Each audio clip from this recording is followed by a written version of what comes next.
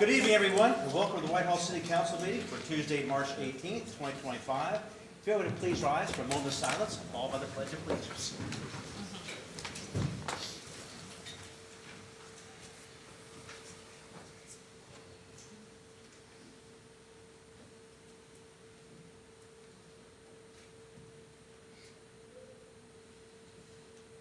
Thank you.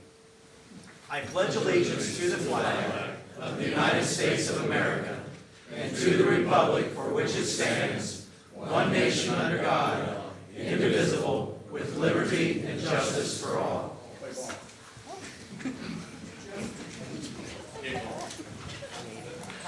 Ms. Aug, would you please call roll?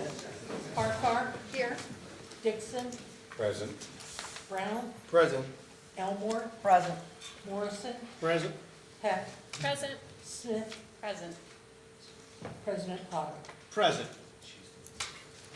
At this time, I would accept a motion for the approval of the minutes, which includes the March 4th, 2025 agenda and regular meeting minutes, as well as the March 11th, 2025 agenda and committee meeting minutes. President Potter, I'd like to make a motion to approve the minutes. I'll second. There's been a motion by Mr. Dixon, second by Ms. Harkar, for the approval of the minutes of March 4th, 2025 and March 11th, 2025. Any discussion? Ms. Aug, please call roll. Farquhar. Yes. Dixon. Yes. Brown. Yes. Elmore. Yes. Morrison. Yes. Heck. Yes. Smith. Yes. The minutes have been approved. We'll now move on to our standing committee reports. And we'll start with Administration and Financial Management. Chairperson Elmore. Thank you, Mr. President. Administration and Financial Management met last Tuesday. We have 3 pieces of legislation on the agenda this evening. Our minutes are on file. We will meet again next Tuesday, 6:30. Thank you. Community and Elder Advocacy. Chairperson Harkar. Yes, thank you, President Potter. We have 2 pieces of legislation that are being read by title only. They are still going into subcommittee to be further discussed. But we met last week and we'll meet again next week after 6:30. Thank you. Community Standards and Enforcement. Chairperson Smith. Thank you, President Potter. We met last week. We have one ordinance on the legislation this evening, Ordinance 17-2025. Our minutes are on file, and we'll meet again next week. Thank you. Economic Development. Chairperson Dixon. Thank you, President Potter. Economic Development met last week. Our minutes are on file. There are 3 pieces of legislation we have tonight to untable, then table, and we'll be meeting in these chambers next week at 6:30. Thank you. Infrastructure, Maintenance, and Services. Chairperson Brown, and welcome back. Thank you, President Potter. Happy to be back. Infrastructure, Maintenance, and Services met last week. Thank you for the coverage from my fellow council people the last 2 committee meetings. We have our minutes on file, and we plan to meet next Tuesday here after 6:30. Very good. Public Safety. Chairperson Morrison. Thank you, President Potter. Public Safety, excuse me, also met last Tuesday. Our minutes are on file, and we have no drafts or pending legislation before us. And we'll meet again sometime next week after 6:30. Okay, thank you. That brings us to Parks and Recreation. Chairperson Heck. Thank you, Mr. President. Parks and Recreation met last Tuesday. Our minutes are on file. We have no legislation on the agenda tonight, and we will meet again next week sometime after 6:30. Thank you. Under officials reports, Mayor Bivens. Thank you, Mr. President, members of council, and everyone that's here tonight. Isn't today just such a beautiful day? Yes, I hope that we are in the signs and in the throes of going into spring, and that the cold days are behind us. But from the mayor's administration, I would like to report a few things. As you know, I started the Mayor's Youth Advisory Council. We have about 12 of the best and brightest young people from middle school to high school that are on the Mayor's Youth Advisory Council, and they are advising me as it relates to policy issues where young people would actually get involved in city services, city organization. They've met with city leaders, they've met with county leaders. We've had some great discussions. Just mark your calendars. They are initiating through their council. They are initiating bringing something back that if you've lived in Whitehall for a long time, you remember that we used to do things here in City Hall that had a social nature attached to it. So they are bringing a social function to City Hall April the 21st, which is going to be an art show and a jazz band that they're going to bring into City Hall. They'll be inviting their friends, their family to City Hall. They are also doing a book drive that they're going to utilize the community van to get into the communities. These kids know everyone throughout the city, and they're very concerned about the city and where we're going. They're concerned about food insecurity. They're concerned about opiate addiction. They're concerned about their peers, and they're also concerned about jobs. That being said, they have initiated for the state of the city that the city will be doing April the 10th at the YMCA. You'll be getting notices about the time on that, but they have initiated one thing that I'm going to add as far as the workforce opportunities is workforce opportunities for youth. Because if we're going to do the state of the city, we got to make it functional where it's just not me up there talking, but we want people in the city to actually get jobs and get opportunities. So there will be a workforce component to the state of the city this year and a new component to it, and you'll see this in the announcement.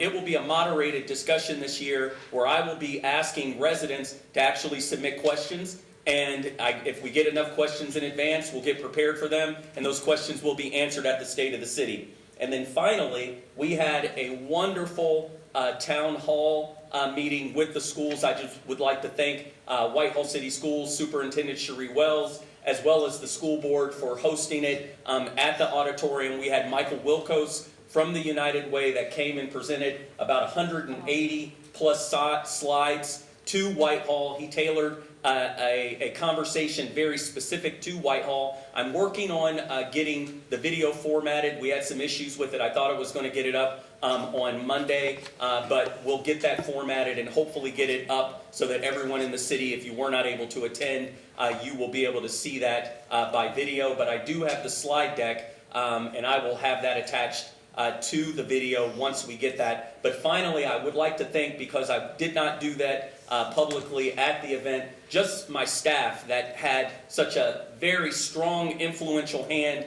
in making that happen. Rika was out with her daughter. They were serving pizza. Jada from our community affairs, she was taking photographs. And then certainly last but not least, my executive assistant, Deanna Hanna, who put it all together. Certainly she deserves a round of applause for all of the work that she did for bringing that into fruition. But I tell you, once you see that video and you hear from Michael Wilkos and his passion about housing and his passion for just Central Ohio, but really about his view of the way Whitehall fits into the growth of Central Ohio, I really do think that you'll be impressed. So stay tuned, that's coming up, and that's it from the mayor's office. Thank you. Thank you, Mayor. City Attorney Nicodemus.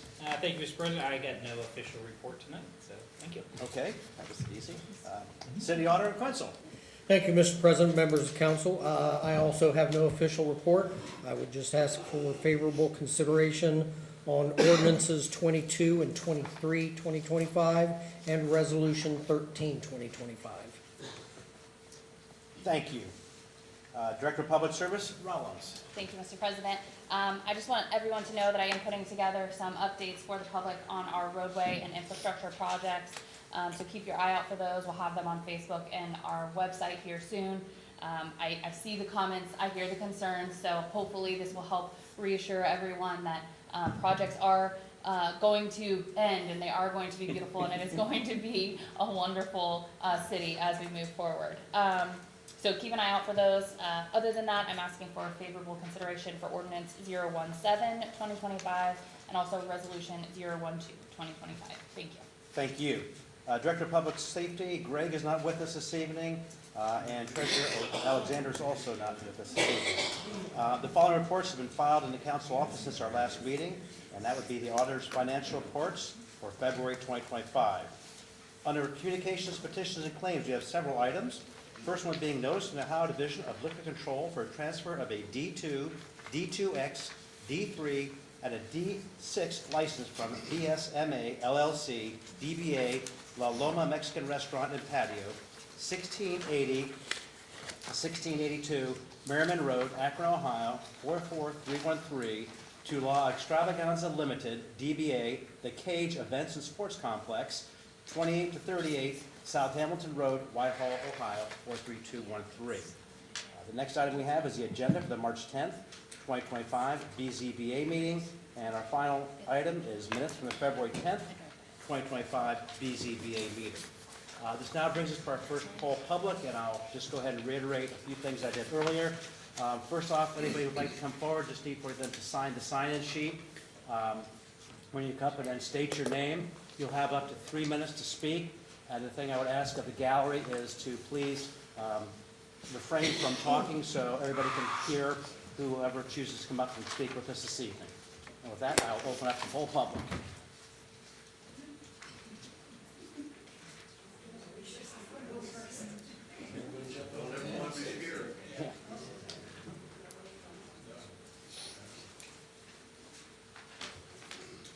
Did you sign in? Yes, I did. Thank you.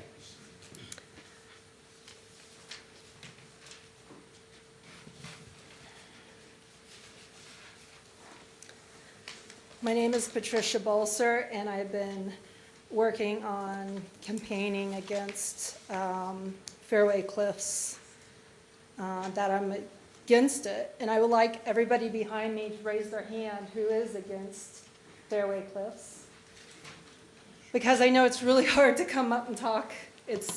And I've been encouraging people, and it's very hard for me to do this. But I did send out a letter, and I hope you guys got it in your emails. I had 147 scans on a QR code that I kind of did a form letter and just trying to get people to contact you guys and let you know what we're thinking, what our thoughts are, so you can make a decision on Fairway Cliffs. And I'd like to read the letter. Dear City Councilors and Administration, I'm contacting you to urge you to vote against giving tax abatements to the Fairway Cliffs proposal. I hear and understand the desire to improve Whitehall and to gain more owned property, but the deal from the developer does not work towards this goal. I'm not against development on Fairway Boulevard. I am for sensible development. Following are important facts to know as you make your voting decision. Fact, the developer has demanded our tax money by threatening to build subpar housing should the proposal be denied. Go ahead and deny the proposal. Make Fairway Cliffs pay for their development. We already have ordinances that will limit the way they plan to build 50 units on such a small parcel of land. And why make such a threat if they desire to improve Whitehall? Fact, according to a study managed by Michael Stezanio, CRAs are well-intended, but they come with unintended consequences, including driving Franklin County's property tax rates rising about twice as fast as the average. Fact, Fairway Cliff does not bring low to middle income housing, does not bring retail business, and does not bring jobs. Fact, tax will be distributed by giving the developer 67% of the tax discount, Whitehall Schools 26%, and the City of Whitehall a measly 6%, which cannot cover infrastructure maintenance costs. Future tax increases and levies are on the horizon. Fact, the park is a ruse because Fairway Cliffs has to pretend to give something back to the community to qualify for tax incentives. We don't need the park, neither does the fragile environment of Big Walnut Creek. Fact, emails from the developer to Ryan Holmes state that he plans on selling the property once the proposal is approved. He is deceptive and not serving the best interest of Whitehall. Fact, the proposal is too complex and has too many lies and deceptions built into it. Why? What is Fairway Cliffs' motivation? Profits for them? A tax mess for Whitehall? Conclusion, deny the tax abatements and tell Fairway Cliffs to pay for their own development. Ma'am, you've hit your 3 minutes. Okay, thank you so much. Thank you.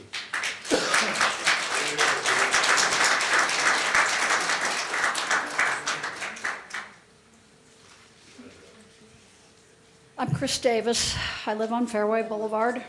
And first of all and foremost, I want to thank all of you for your service.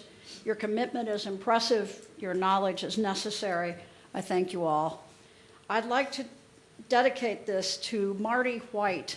Marty was very, very active in speaking up about Fairway Cliffs, and I don't know if you all know, but he died last month. He's my neighbor and my friend, and I miss him a great deal. so I want to read this in honor of him. I grew up here, and I moved back here after 40 years. My parents built their dream house in 1951. They picked it out very carefully. In my search to find a diverse neighborhood, when I returned after leaving Massachusetts, I realized it was right here. I've settled and am volunteering at Whitehall Yearling High School and taking part in the community, but I'm becoming disillusioned because of this Whitehall Cliff project. It points to everything I do not want to be a part of. I grew up with Danny Schmidt, and I'm dismayed with Danny's observed lack of thoughtfulness for the community he grew up in and benefited from. I understand that developers have a specific mindset, but he took from Whitehall, and now he has an opportunity to get back. I would be very disappointed if Whitehall would support the tax abatement, which I understand primarily pads Danny's pockets in exchange for small benefits to our community.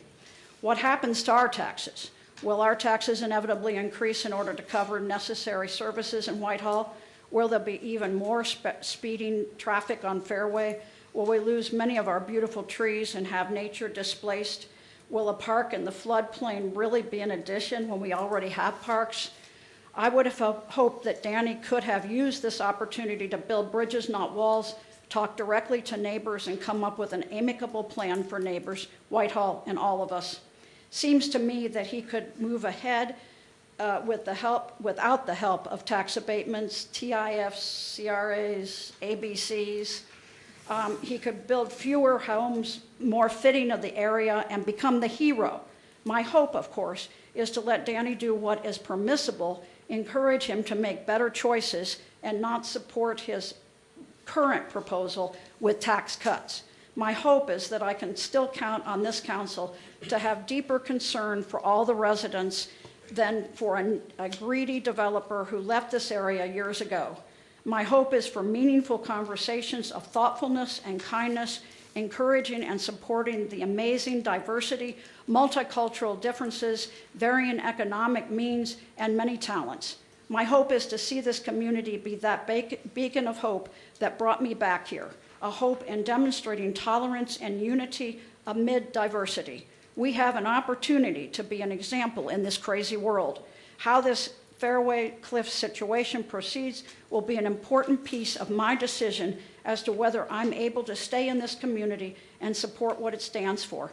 I have hope. Thank you.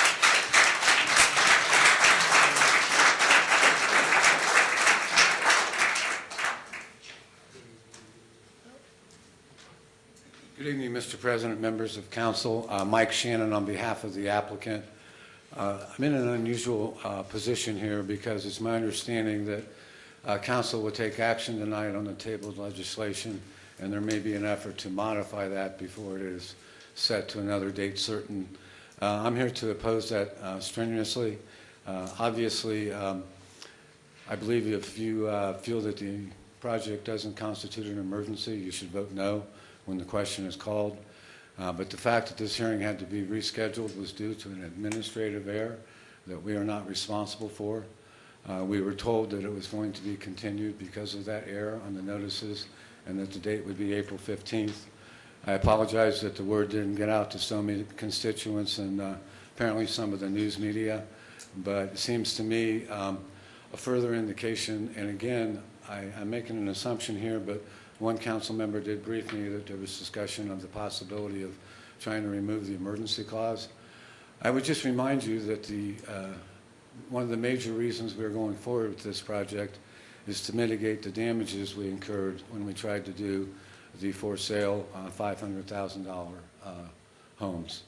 At that time, unilateral action by a member of this council tried to change our zoning, tried to bring legislation before this council and did, and tried to muscle it onto the Planning and Zoning Commission the same night that our Fairway Cliffs development project was going through the approvals process.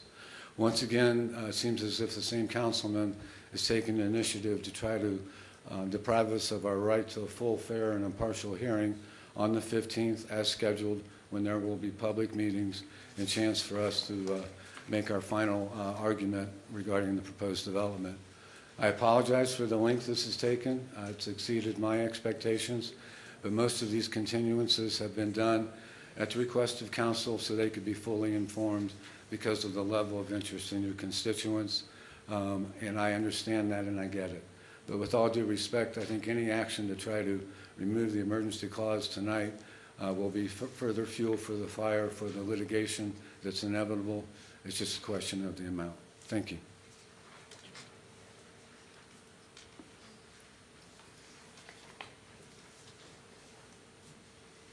Good evening. First, I want to thank you all for your service. service. Did you sign in? Yes, I did. Oh, thank you. Just state your name, thank you. Okay, my name is Janelle Luke, and first I want to thank you all for your service and for everything that you do for our communities. My name is Janelle Luke, and I have been a resident of Fairway Oaks in Whitehall for about 2 years now. I stand before you today to express my deep concerns about the proposed Fairway Cliffs development.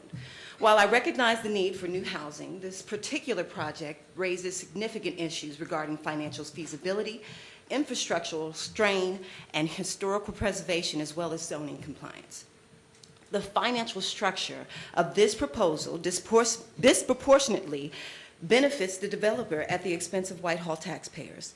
The city is considering a 15-year 100% tax abatement, during which a new community authority, an NCA, will collect an annual $469,713 special assessment. However, a staggering $343,775 of this will go directly towards the developer. However, the city of Whitehall would receive a modest $33,538 as a minimum return compared to the public incentives granted. Furthermore, the 30-year non-TIF agreement diverts tax revenue away from essential city services, creating long-term financial uncertainty. This raises a fundamental question.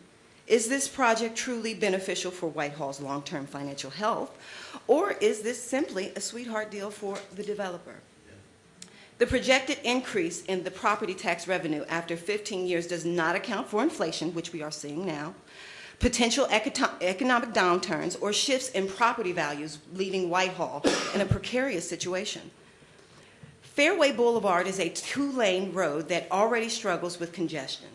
Adding 46 new single-family homes without a robust infrastructure plan will undoubtedly worsen traffic flow.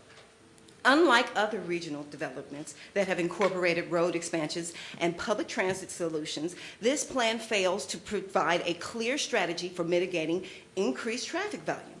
Additionally, this plan does not address increased public safety concerns, emergency vehicle access, or the need for additional road maintenance in the long term. Furthermore, while the developer touts that the inclusion of an 8-foot wide sidewalk and integrated tree planters, there are no clear funding mechanism for their long-term maintenance. The project's lack of comprehensive traffic study leaves a significant gap in the analysis of its true impact on local roadways. Additionally, the city estimates the new homes would introduce approximately 21 new students into Whitehall schools. The proposal NCA allocation of $67,200 per year to schools barely covers the local per pupil cost. As seen in other communities with rapid development, underfunded schools struggle to maintain quality education, leading to long-term... Could you wrap up? You've hit your 3 minutes. Okay, I will. My husband and I were able to achieve this impossible dream of owning a home against all odds as millennials in a fluctuating and volatile economy. We purchased our home with our 5 children to show them that even when the statistics say that you can't and that it's impossible to do, that you can. I don't want my family priced out of our home. I urge the council to reconsider this proposal in its current form. The city must not be pressured into approving a project with uncertain financial benefits, unaddressed infrastructural challenges, and potential long-term consequences for Whitehall's identity. Instead, I advocate for a transparent, data-driven approach that ensures new... Okay. You've hit your time. I'm sorry. Okay.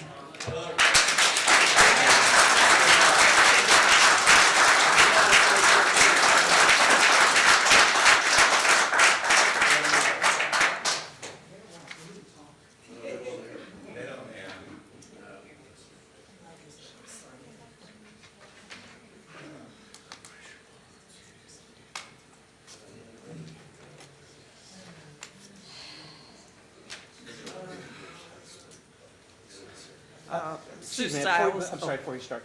Folks in the gallery, if you would, please keep your conversations down. If you have a pressing need, you must talk, please just, I'd ask you to go out in the hall. Thank you. Susan Stiles. I'm on the end or the east side of Whitehall. I don't find where any of this is beneficial to me. All I know is there's a builder. He wants to build locations. He's making double the money to sell it to people. I've heard $370,000 a unit.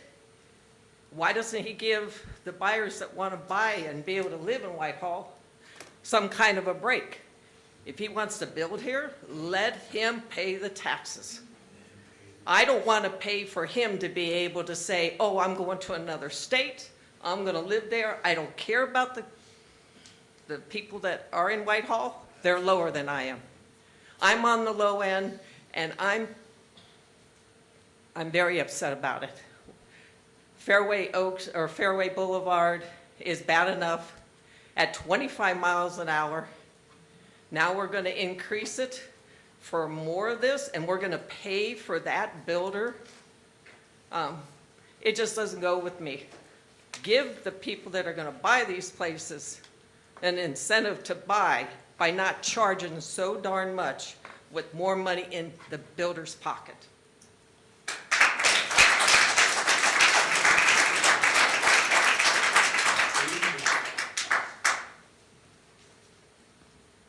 Anybody else care to come forward? Okay. Oh. One more. Okay.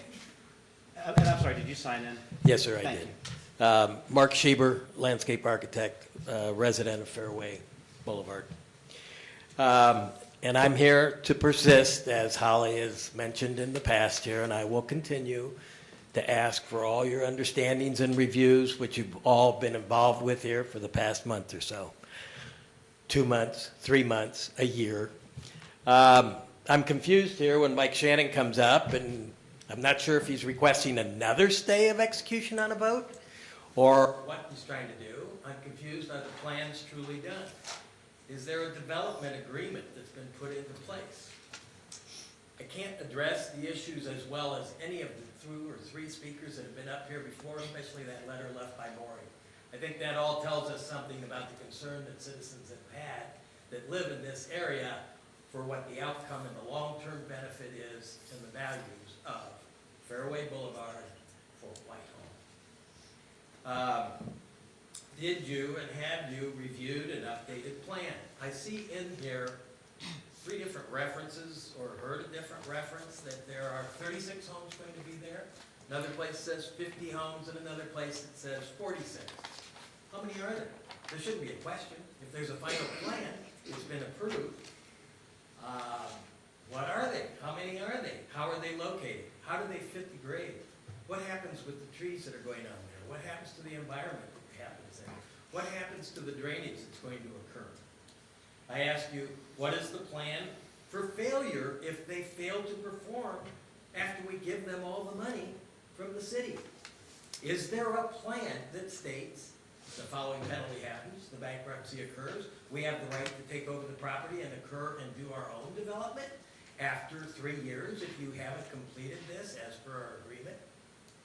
What happens if they fail to take care of the infrastructure elements that we're not necessarily paying for? The utility improvements, the sanitary improvements, and the enlarging and the loads that are going to be involved there, the electrical improvements that are going to be required in those loads, the storm sewer impacts on Big Walnut Creek. We have any studies on those? Have you seen them all yet? Or if not, because you're only approving a plat at this point in time, do you have it written in there that they cannot develop until those plans are completed and you sign off for them? All I'm ever saying in terms of development is guarantee that you still have the ability to control what the outcome is as a project that's being promised to you. Right now we have open ground. We haven't stirred around. How much money have we spent on North Hamilton Road and Broad Street? That corner. There are a lot of housing units that are going to go in there. They could be a lot less expensive than what the units are that are being proposed. proposed by this gentleman to develop here on Fairway Cliffs. But yet, we don't do anything about it. We let it move on. The developer is running us. It's been out there, started 3 years after the development up in North Hamilton, and Hannah started 3 years, I'll wrap up here in a minute. Thank you. 3 years before, or after we did. They're gonna finish 3 years before we do, and they're going to fill up that area. They're not wasting their money. We're sitting there with spent money. We're gonna spend money on another development. How fast is it gonna be built out? All I ask, do you have those things signed for? And I would say the emergency is gone if there's any kind of extension for what goes on with the TIF. And I once again need to vote no, if nothing else, for the TIF. Thank you for your time. Thank you.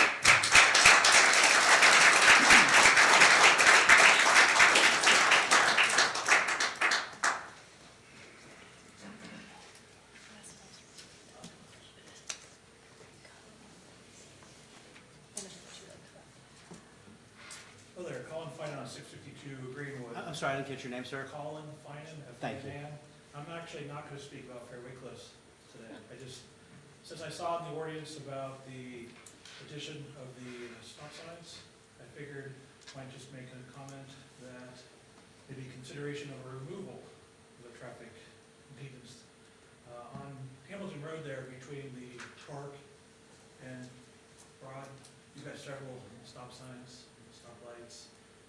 One consideration maybe just to bring up is to consider the removal of the stop lights that are at the car dealerships. Just because we've got 5 lights that are there kind of in a row, and it just seems to be getting a little unnecessary. But if we're looking at revising some of the traffic structure, just wanted to bring it up in both of them. So, thank you. Thank you.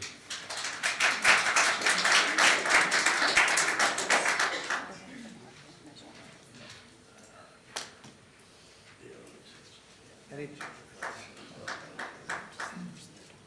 I'll make it short and sweet. okay. Sir, did you sign in? I'll do it right now. Thank you.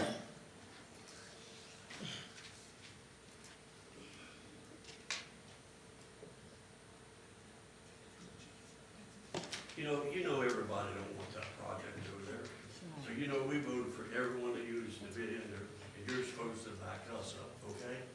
I don't see why they just don't cancel and let it go, because everybody's against it.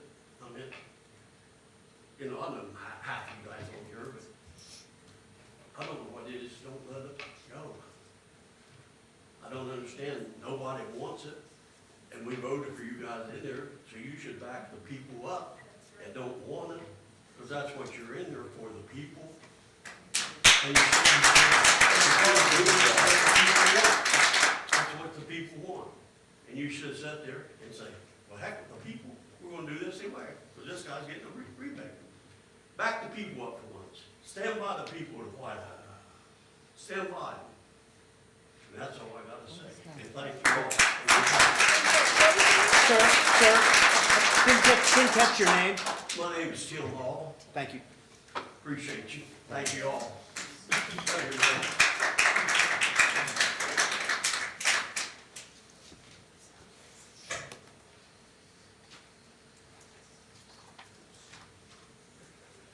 Did you sign in?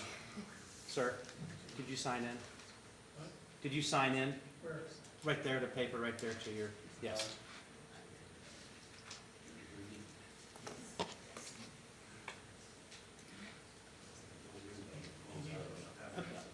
You need this? No, just leave it there, just sign your name and just state your name.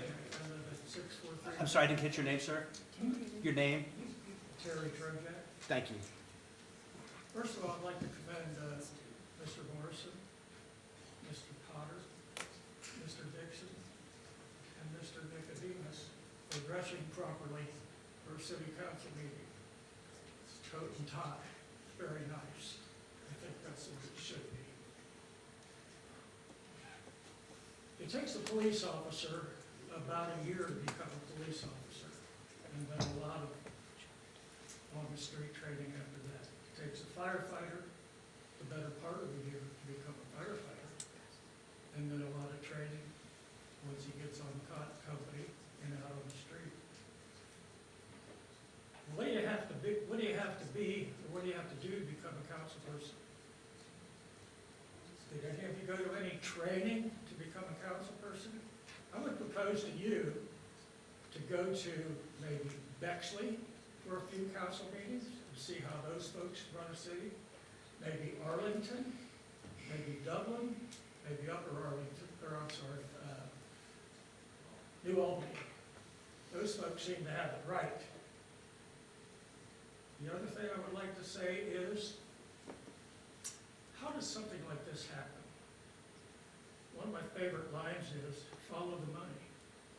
And you know, maybe someday, somebody will have enough sense and enough knowledge to follow the money and find out just how this sort of thing happens.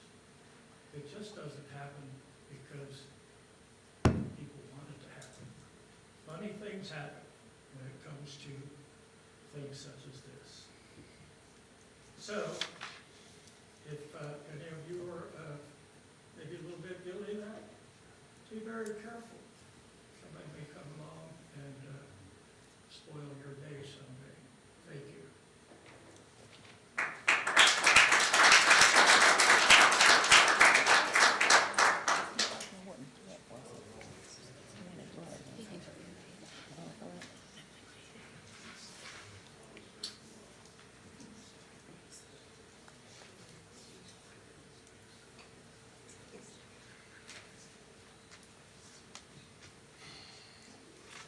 Good evening. Stephen Canal. I'd like to make two quick points. Number A, this developer, who was, as we've heard, a former resident of this community, hasn't deemed it necessary or even appropriate to address his community.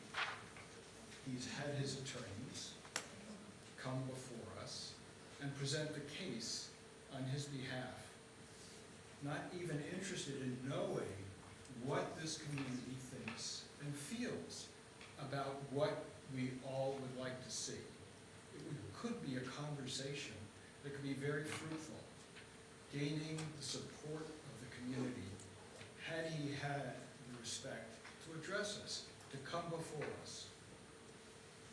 And secondly, how many people from the community have come forward to support this project? I've been to every meeting, and I don't recall hearing one resident come before us in support of this project. Again, echoing what we've heard before, it's to benefit the developer, not the community. If he doesn't sell his buildings, who's going to be paying for it? Who's going to suffer the consequences? We shall. We'll clear cut the land in advance, letting it sit like we see on Broad and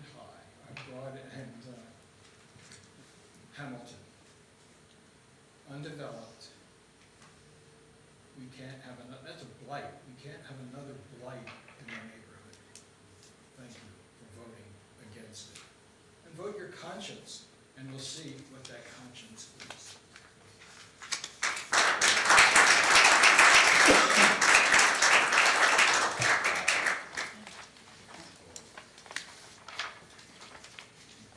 Anybody else? Okay. Ms. Aug, would you please call roll as to whether each member of council was given a copy of each item of legislation listed on the agenda prior to the meeting, including any add-on legislation? Harkart, Yes. Dixon, Yes. Brown, Yes. Elmore, Yes. Morrison, Yes. Peck, Yes. Smith. Yes. Thank you. We have ordinance 9, 2025, which is tabled until 4/15/2025. Yes, Mr. President, I would like to make a motion to untable ordinance 9, 2025. I'll second.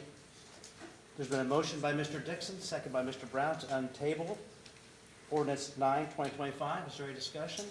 Yes, Mr. President, I want to say something before we proceed with this.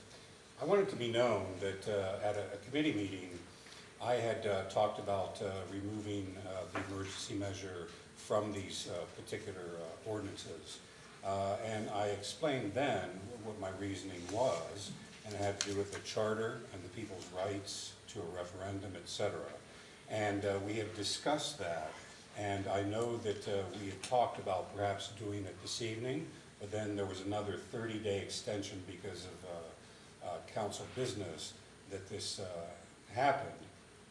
And so it was discussed between a couple of folks and myself that to untable it and then ask for a motion to take the emergency measure away and then table it again was just too much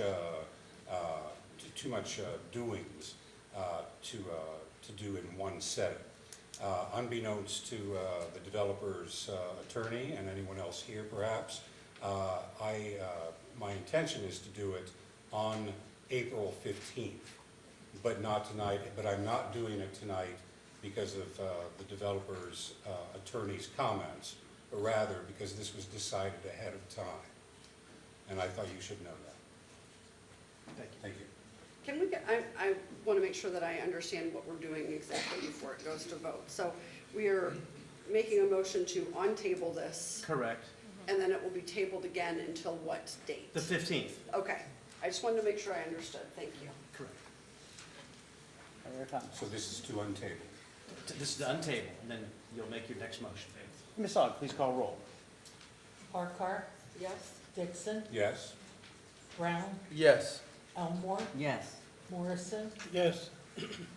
Peck, Yes. Smith. Yes.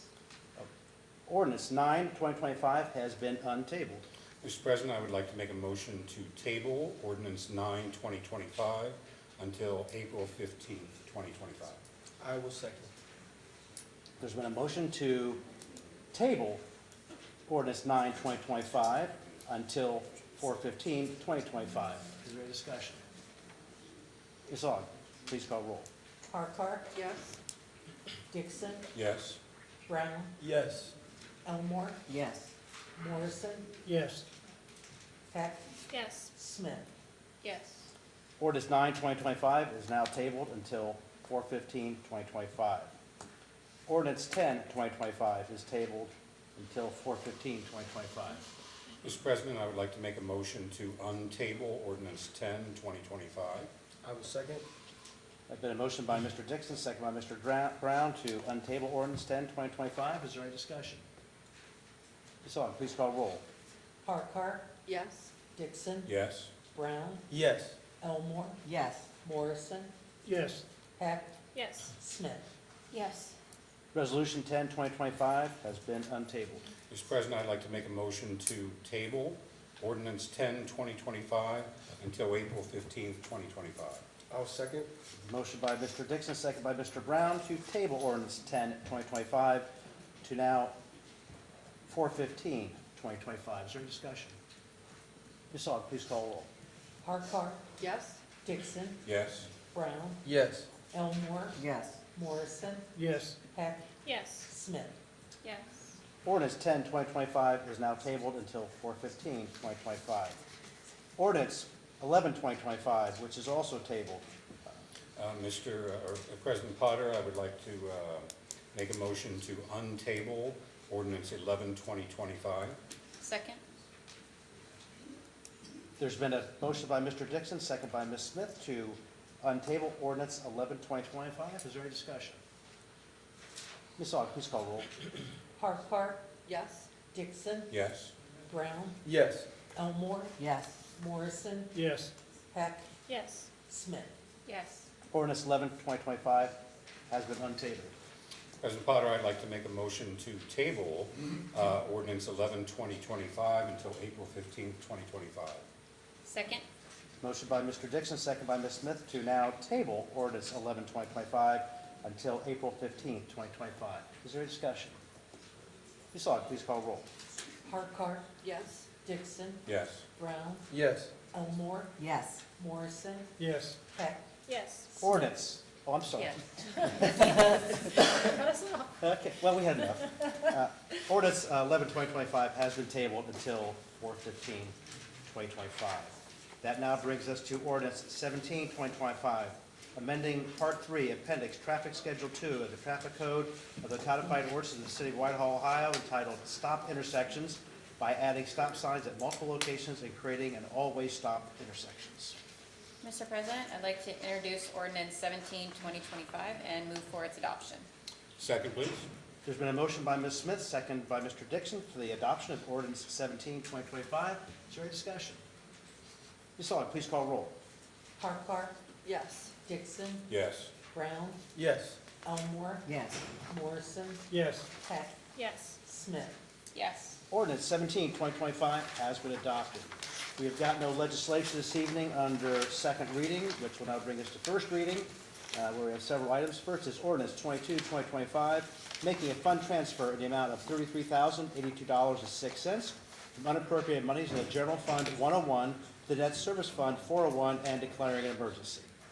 Mr. President, I'd like to introduce ordinance 22, 2025, and move for the suspension of all rules. Second. There's been a motion by Ms. Elmore, second by Mr. Morrison, for the introduction of ordinance 22, 2025, and for the suspension of all rules. Is there any discussion? Ms. Aug, please call roll. Farquhar, Yes. Dixon, Yes. Brown, Yes. Elmore, Yes. Morrison, Yes. Heck, Yes. Smith. Yes. Rules have been suspended. Mr. President, move to adopt. Second. Motion to adopt by Ms. Elmore, second by Mr. Morrison. Any discussion? Ms. Aug, please call roll. Farquhar, Yes. Dixon, Yes. Brown, Yes. Elmore, Yes. Morrison, Yes. Heck, Yes. Smith. Yes. Ordinance 22, 2025 has been adopted. That brings us to ordinance 23, 2025, approving and making a supplemental appropriation of $10,000 from previously unappropriated monies in the the Recreational Trust Fund 860 to the Recreation Trust Fund expense account 860.000.51,000 and declaring an emergency. Mr. President, I'd like to introduce ordinance 23, 2025, and move for the suspension of all rules. Second? There's been a motion by Ms. Elmore, second by Ms. Heck, to introduce ordinance 23, 2025, and for the suspension of all rules. Is there any discussion? Ms. Aug, please call roll. Farquhar, Yes. Dixon, Yes. Brown, Yes. Elmore, Yes. Morrison, Yes. Heck, Yes. Smith. Yes. Rules have been suspended. Mr. President, I'd like to move to adopt. Second? Motion to adopt by Ms. Elmore, second by Ms. Heck. Any discussion? Ms. Aug, please call roll. Farquhar, Yes. Dixon, Yes. Brown, Yes. Elmore, Yes. Morrison, Yes. Heck, Yes. Smith. Yes. Ordinance 23, 2025 has been adopted. Resolution 10, 2025 will be read by title only. A resolution supporting immigrant rights and protections in the city of Whitehall and declaring an emergency. Also being read by title only is Resolution 11, 2025, a resolution proclaiming the city of Whitehall a safe haven for gender-affirming health care and declaring an emergency. Our next piece of legislation is Resolution 12, 2025, levying special assessments for property maintenance at several locations in the city of Whitehall, Ohio, addresses and parcel numbers as provided within the text of the resolution, certifying such costs to Franklin County Auditor to be assessed against such property and declaring an emergency. Mr. President, I'd like to introduce Resolution 12, 2025, and move for the suspension of all rules. Second? There's been a motion by Ms. Smith, second by Ms. Heck, to introduce Resolution 12, 2025, with the suspension of all rules. Is there any discussion? Ms. Aug, please call roll. Farquhar, Yes. Dixon, Yes. Brown, Yes. Elmore, Yes. Morrison, Yes. Heck, Yes. Smith. Yes. Rules have been suspended. Move to adopt. Second? Motion to adopt by Ms. Smith, second by Ms. Heck. Is there any discussion? Ms. Aug, please call roll. Farquhar, Yes. Dixon, Yes. Brown, Yes. Elmore, Yes. Morrison, Yes. Heck, Yes. Smith. Yes. Resolution 12, 2025 has been adopted. Our final piece of legislation this evening is Resolution 13, 2025, resolving to approve then and now certificates and declaring an emergency. Mr. President, I'd like to introduce Resolution 13, 2025, and move for the suspension of all rules. Oh, sorry. Second. Motion by Ms. Elmore, second by Mr. Morrison, to introduce Resolution 13, 2025, and for the suspension of all rules. Is there any discussion? Ms. Aug, please call roll. Farquhar, Yes. Dixon, Yes. Brown, Yes. Elmore, Yes. Morrison, Yes. Heck, Yes. Smith. Yes. Rules have been suspended. Mr. President, move to adopt. Second. Ms. Elmore has made a motion to adopt, second by Mr. Morrison. Any discussion? Ms. Aug, please call roll. Parker, Yes. Dixon, Yes. Brown, Yes. Elmore, Yes. Morrison, Yes. Heck, Yes. Smith. Yes. Resolution 13, 2025 has been adopted. This now does bring us to our second poll public of the evening. Again, the same rules apply. If you've not already signed in and you're going to speak again, please do so. You'll have up to 3 minutes. And if you've already spoken, you're more than welcome to come back up, but it must be on a different subject. Seeing nothing, I'll now move to Community Date Board. Okay, I do have some things. April 12th at 10 a.m. is the egg hunt. It will be at the YMCA Whitehall Community Park. Please get there before 10. It goes very, very quickly. The WCCA is putting that on. They also need help stuffing eggs on April 7th at 6 p.m. also at the YMCA. There's lots of eggs to stuff. We would love some help. You said the 7th? Yes. Spring sports registrations are still open until April 11th. It's for ages 5 to 6. It's boxing, hockey, baseball, and t-ball. Soccer has officially closed, but the other ones are still open. This Saturday, the 22nd, from noon to 2 p.m., they're doing a nature scavenger hunt. That will also be at Whitehall Community Park. And then there's still signups going on for summer camp. And then there is Walk with the Doc, April 19th at 10 a.m., Whitehall Community Park. You can walk with the doc. It's open to all ages. You can bring your dog, friends, kids, and grandkids. That's all. Well, that's great. Thank you. Yeah. I think she covered it. Yeah. Okay, all right. Anything further for Community Date Board? All right, we'll then go to Poll Council. Ms. Smith. First. I am. I was last on the list, so I got confused. Thank you, President Potter. Thank you to all of you that are here this evening and spoke. Thank you to those that are watching online this evening, later this week. I never know how much to say or how much to just take. A couple of things really stood out to me. One of the reasons the last time it was postponed is several of us have asked to see the development agreement prior to granting the incentives, and that is something we are waiting to see because a lot of us have similar questions of what are the details, what are the promises, what are the guarantees, and so we are actively waiting on that. Unless something has changed, please somebody correct me. So that is out there, and that is a compromise that the developer made to try to get us more information. Trying to make sure I hit everything on my list. Thank you, Mayor, for the Youth Council. I'm really excited to hear about youth being proactive, not just reactive, coming out when something bothers them, but coming out and seeing what they want to see. I was really excited for this Housing Town Hall. I was unable to make it, so I'm really excited to hear that a video is coming out. There is one thing I want to put out there as well surrounding the whole Fairway Cliffs development, and I want to correct information that I've seen repeatedly be out there. Information on the news and on social media has been recycled consistently. It's showing images of the old project and old information, and that it is not a 45-year TIF. The 15-year CRA overlaps and starts at the same time as the 30-year TIF. Now, you can agree or disagree with these things, but the thing that really bothers me is that incorrect information is being shared again and again and again to fuel whatever side of the argument is being done. And I'm seeing this consistently online in various forms, and whether or not this makes it anywhere, I want to put that out there and correct it. And if there are questions, a phone call to the administration can clarify these things. You don't have to like the information, but the information should be correct. And so I want to put that out there. And I think that's all I have. And for that, I thank you. Ms. Harkar. Yes, thank you, President Potter. I also want to thank Michael Wilkos and thank you, Mayor, for getting that presentation brought here. I know I kind of also pushed for that a little bit. I did have the chance to hear him several months ago. through my employer, and I felt it was really important to have that information specific to Whitehall. So I really enjoyed that presentation. Thank you to Deanna and the team that got that together. I really enjoyed that. As mentioned, there is a subcommittee on the two pieces of legislation that I've introduced for discussion. If individuals are interested in meeting with me on that, I would encourage them to send me an email and see what we could get set up. But other than that, I just want to say thank you all for coming in, and thank you to everybody who spoke this evening. Thank you. Mr. Dixon.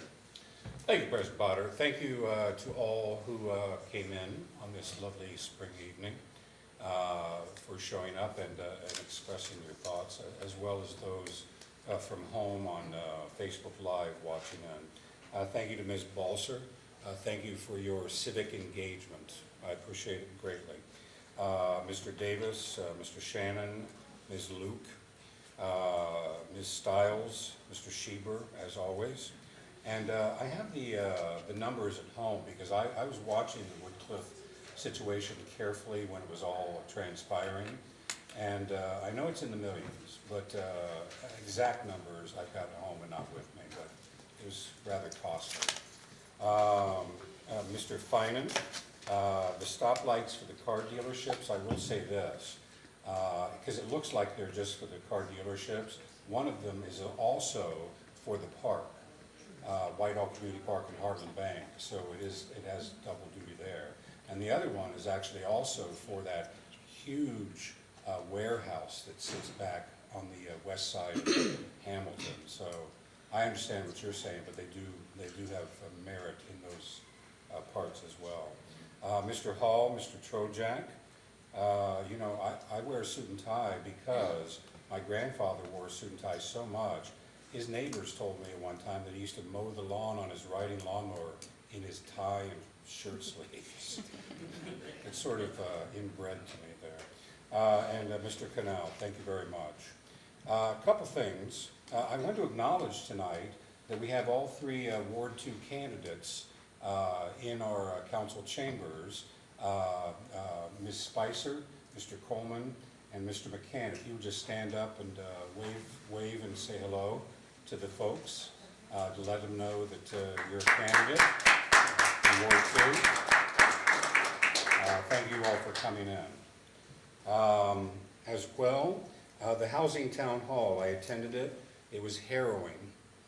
The gentleman's numbers, his talk, and I took several things from it, but one thing that I would take from it, and my place here, as I've said before, is as your representative. And so I'm here to represent you and work for you, and you're my boss. Now, if there are people out there that want to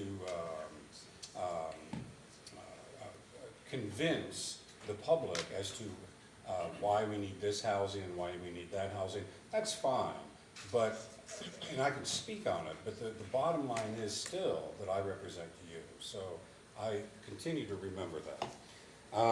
Happy spring to everyone. I know it's coming this week. I was going to acknowledge a gentleman that has already left. His name is Brian Winston, and I believe he's the head of the 100 Black Men of Central Ohio, and I wanted to give him praise. I saw him on TV today, and it reminded me that I meant to praise him, and unfortunately I think he's left. His group, there was a group of Nazis that had been parading down High Street, and his group marched in counter-protest against them. My uncle died in a foxhole in 1944 fighting Nazis. He gave up all his tomorrows at the age of 20 years old fighting Nazis. And so I wanted to send out praise to Mr. Winston for his efforts, his and the group's efforts in that. Because, you know, we can all say, well, six of this and half dozen of the other about things. But when it comes to Nazis, number one, I have a personal stake. And number two, no.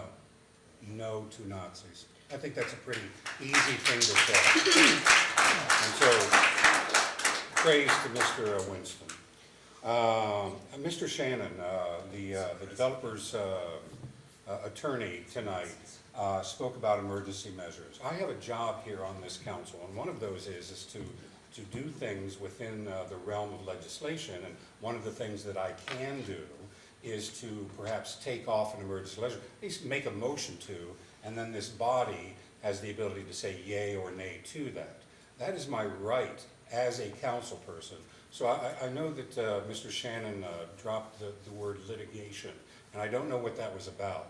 But the reason that I am interested in doing that, again, is because of our charter and the citizens' rights under that law to form a referendum if they want. If that emergency measure is on there, they cannot. That's right. And so therefore, when I suggest doing that, it's for that reason and that reason only. I wanted to say I'd like to thank my grandmother for coming in tonight. I will not point her out. And I would like to thank the city officials and some of the here in the community for moving these chairs in. That was very thoughtful of you to do so. And the final thing that I will mention, the other day on Facebook, there was a post about someone racing through neighborhoods in a black Charger. And in the words of this person that put it up, they smeared their cat and killed it. And this is a 95-year-old lady's cat. And I'm an emotional person. And just awful, awful. My cat Jimmy was killed in front of my house. And one of the things that I put this to is speeding and not paying any attention. And it's just an awful thing. And I am sick and tired of it in this community. We can say it's speeding, we can say it's distraction, and I know that the mayor does what he can as far as getting officers on the road to ticket people and so forth. But if those were people that were being smeared on the road, would we just sort of put it off and say, well, you know, these things happen, you should keep your children inside? We wouldn't. But sometimes these pets are people's children, you know, and I think it's awful that this happens in our society. We have a society, and you know, we have these rules and laws so that we can all live together, and people should feel safe, whether themselves or their four-legged creatures in it, because they're citizens too, the raccoons and the possums and everyone else, and you know, and I just think it's awful, and I would hope that I don't know what to do about it other than speaking out about it and how awful I feel for those people and their loss. And I'm sorry, could we please have silence? And so that's all I have. Thank you very much again. Thank you. Mr. Brad. Cool. Thank you, President Potter. I'm happy to be back, everybody. First, I'd like to thank everybody who made it out this evening. Thank you to everyone who's watching online. Sorry, I'm going to use my big boy voice. I've been told that I speak too low, so I'm going to try to do better tonight. Thank you, Mayor, for creating the Youth Advisory Council, first and foremost. I've said it before, I'll say it again. I think it's incredible to get our young people engaged civically this early. That is the next generation. These are the next leaders tomorrow in the city of Whitehall. And so for them to be this involved and to have all their own ideas and being able to have input this early is incredible. So I'm glad to hear that. I thought I was dressed nice this evening. Apparently not, but that's okay. And I'm not sure, I've heard this multiple times online. I don't know if I just missed the meeting for getting my pockets lined by whatever's going on by this development, but I can assure you that I personally am not getting paid from this. I can't imagine anybody else is getting paid from this development. So I just want to make that clear for everybody who may be confused. But I am sad that I missed Mr. Wilkos. I've had the opportunity to speak with him, to hear him speak at different events. I know he has a great wealth of knowledge. And I guess just to address the point, I mean, we all represent you all up here on council. I think it's important for people to also understand that as much as we are up here to echo your voices and opinions and your concerns, we're also up here to think critically to bring our own perspectives to the conversation and be able to make decisions based on our backgrounds, our understandings, that maybe not the public always has the most information to. So I think that's important. And I would just say, in regards to Fairway Cliffs in general, first of all, I don't know why we're being dubbed as team development. We haven't voted on anything. We haven't approved anything from this developer. If you've watched any of the meetings, we've asked the tough questions. I can't speak for everybody. I've asked the tough questions. I've been told by people in the community, I'm asking the tough questions. I'm leading the conversation, as well as other people. I'm not saying that I'm the only one doing it. But to make it seem as though we're up here and we're already on the side of the developer, it confuses me to keep hearing that. I would just say, in regards to some of the arguments that I've heard really good arguments. I've asked those questions, but we've also made recommendations as far as this development agreement goes to make sure that we see what we want to see what you all are saying that you all want to see. So ultimately, it comes, for me anyway, it comes down to what's going to be in that development agreement, and we'll be able to see bright as day whether or not they're listening and are adhering to some of the things we want to see or not, and then we can make a decision at that point. But until then, we're doing our job. We're asking the tough questions, and I can't imagine what else you would want from us right now. But with that being said, I just want to make a point. I think it's important for people to also understand. I've heard arguments shift from the development itself to now it's about the financial incentives, which I can appreciate. I just think it's important to put on people's radars that, I've heard that the Tax Incentive Review Council from previous years has been referenced multiple times. I just want people to know there's a 2024 version that's out there. I'll continue to let people know this, but ultimately this is what according to that Tax Incentive Review Council, they believe that these tax incentives typically have the most impact on low and fixed income residents generally. And they say that they recommend that local governments consider expanding exemption or assistance programs, that identify and help these low income and long-term residents. And so, again, that's at least part of the conversation that I've been having with administration, with the economic development team. These are all things that we're considering and trying to bring to the table to make sure we're doing what's best in regards to these tax incentives in general. But I want people to understand that if no development happens, people's taxes are going to go up. We have a limited for-sale housing supply in Whitehall. We have an increased demand year over year. So if that supply stays the same, people's property values will go up. People's property taxes go up, period. That's just how economics works. So I want people to understand that. It's not that, if we don't offer these incentives, people's property tax will stay the same and everything will be good. We're facing difficult situations, and in my opinion, we need to be working toward getting as much as we can from development while giving up as little as possible, and that's what we should be working toward, not picking and choosing whatever we can to not allow development to happen, because that hurts us just as much and sometimes even worse than what development can. So I think that that's important to put on people's radars. So I would just I have a speech prepared. I came back to some wonderful comments about myself online, and so I'd just like to address.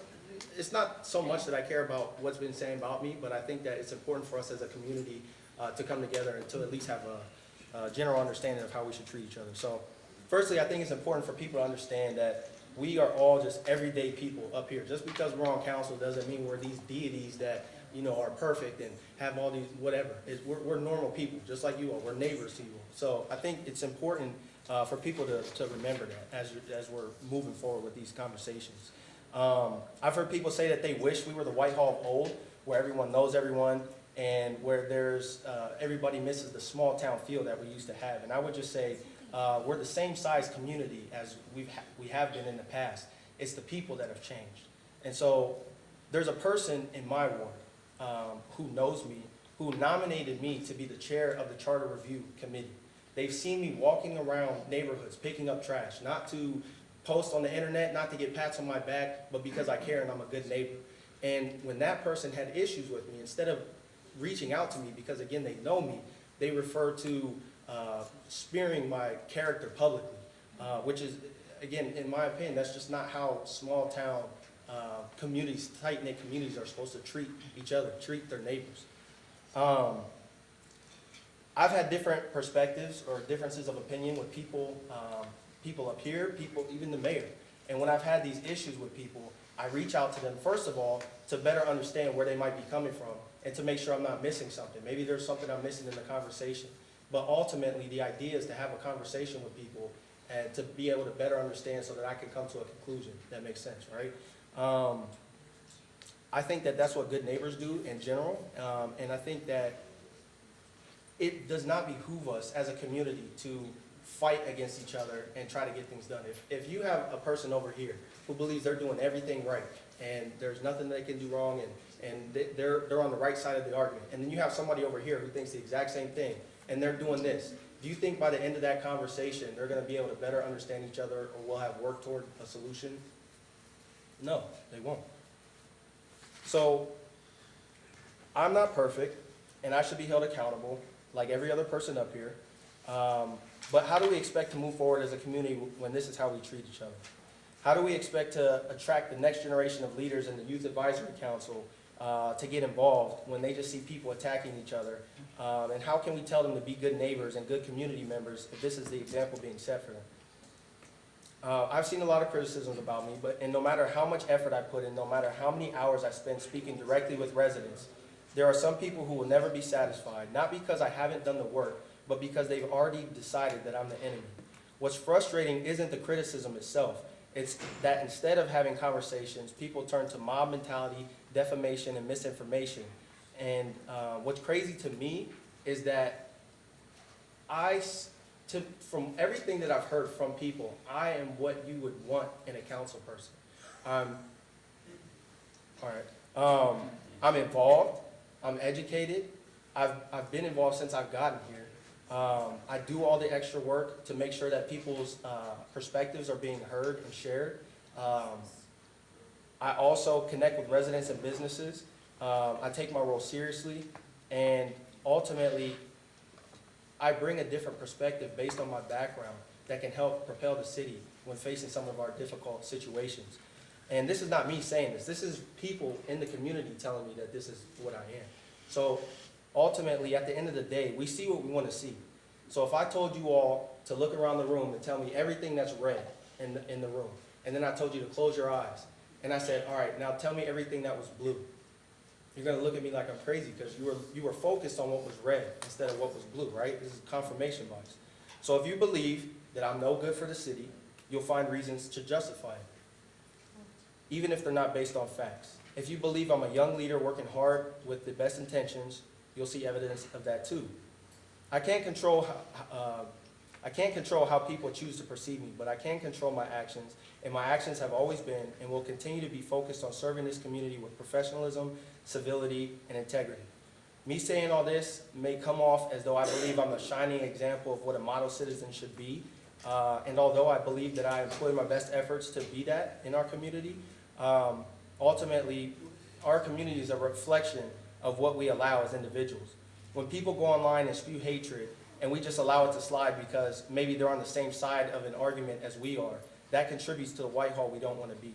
So we all have to take responsibility ultimately as individuals of what we see around us.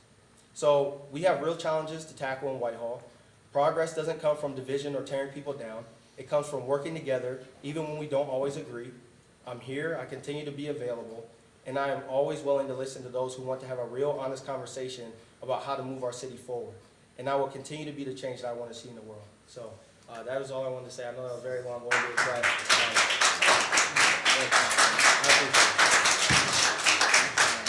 thank you. And that's all. Thank you, Councilman. Yeah. Ms. Elmore. Thank you, Mr. President. I'm glad that the residents of Whitehall either watch and/or attend the council meetings and stay engaged in what's happening in the city. Thank you, Mayor, for being a visionary, for the advisory council that you developed, the social hour that we will partake in, the book drive, and I look forward to hearing the state of the city. It seems that we have a couple of controversial issues before us, and the issues have a process that involves running a cycle. Whether it be public meetings or hearings, it's still a process. And sometimes, in my opinion, process leads to progress. We are enlightened by findings and are able to then pivot toward progress. I've received numerous emails, the same body of information, the names changed. However, the issue remains the same. You want sensible development. You don't want additional parks with access to Big Walnut, which would be a connectivity. You don't want market value homes by the way of Fairway Boulevard, although the value of the homes, $375,000 would bring in revenue. And the bottom line, you don't want this developer. When the issue was presented several years ago, that was that not sensible?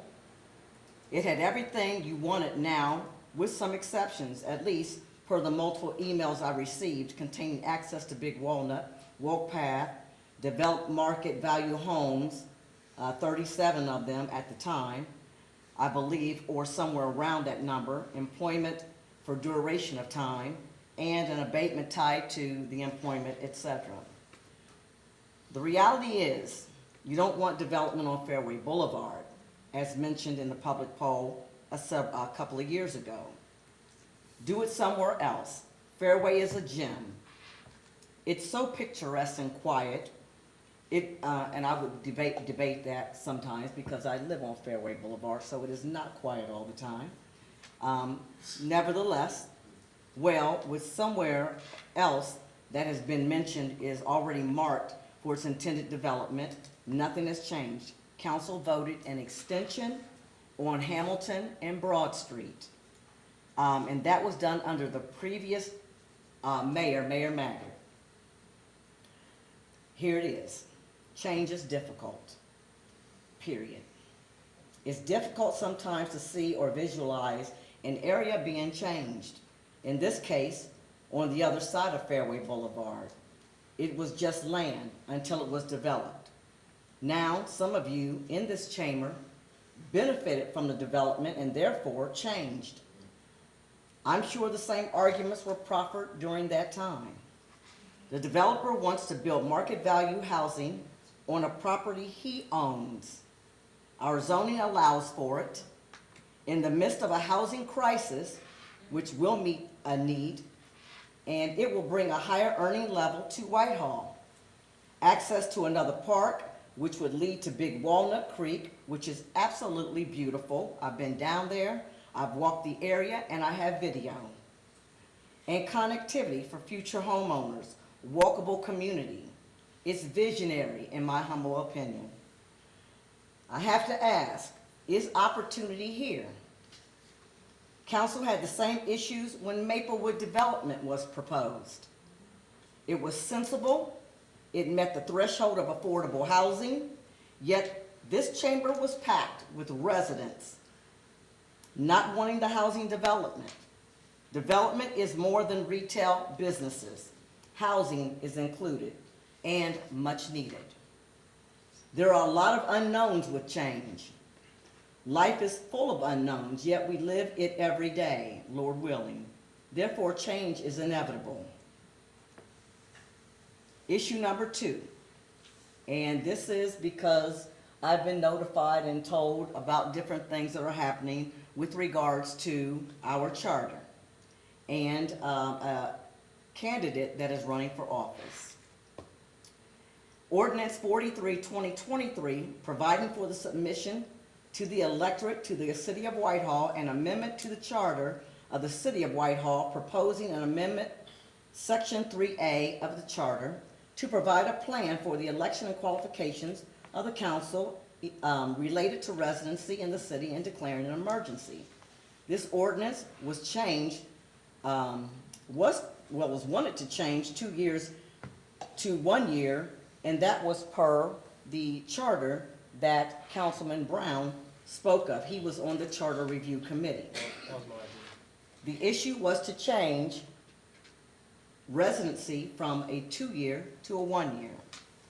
I swore an oath to uphold this office, same as the other counselors on this dais, maybe with an exception of Counselor Dixon. He encouraged the residents of Whitehall to referendum the Maplewood development and is encouraging the same with the Fairway potential development. There seems to be some confusion with regards to advocating and upholding the oath of office. It has been my experience since moving to Whitehall in speaking with, meeting with And hearing Mr. Dixon, he revels in controversy and he is opposed to progress. He did it with the previous administration. He's done it with the previous administration and is attempting to do it now. The data and facts speak for themselves.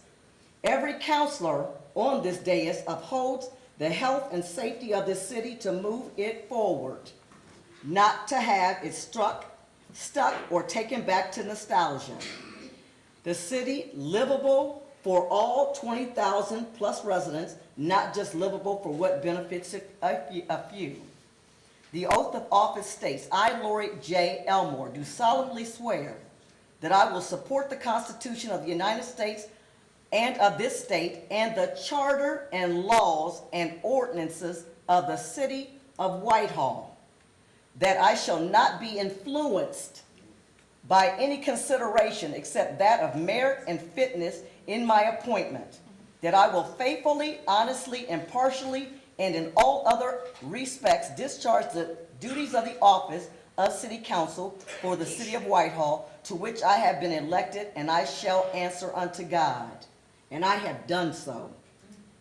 You all in this chamber did not take an oath, but you made Whitehall your home.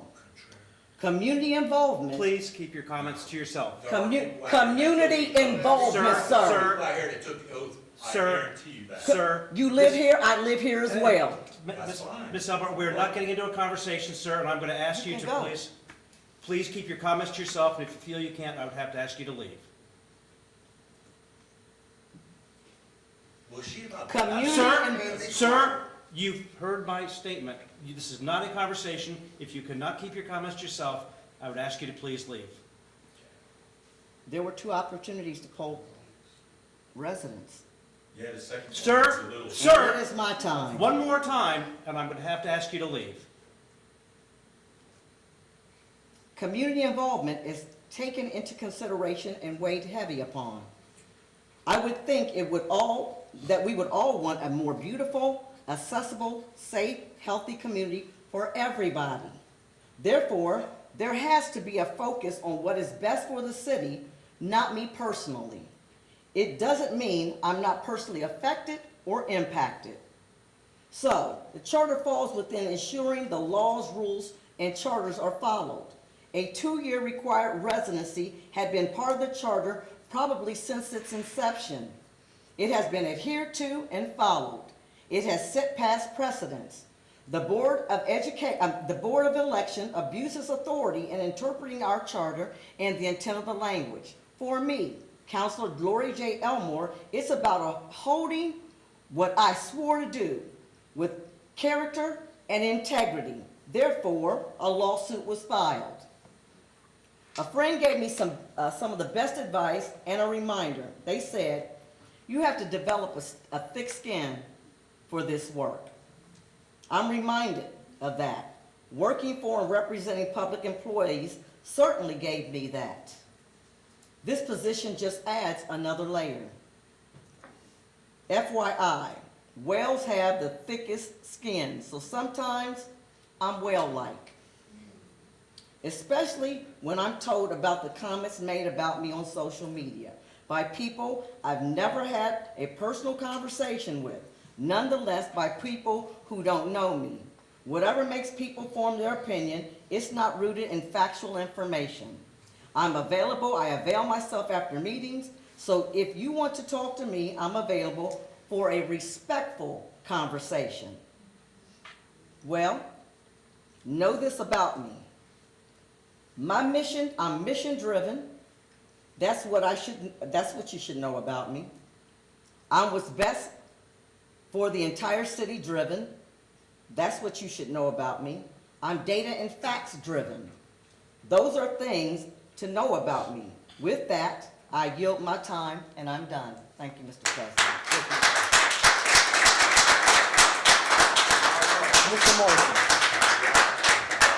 Mr. Morrison.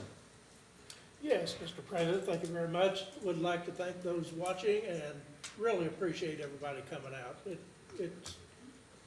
really good to see the audience full and all the opinions that is given. We do listen.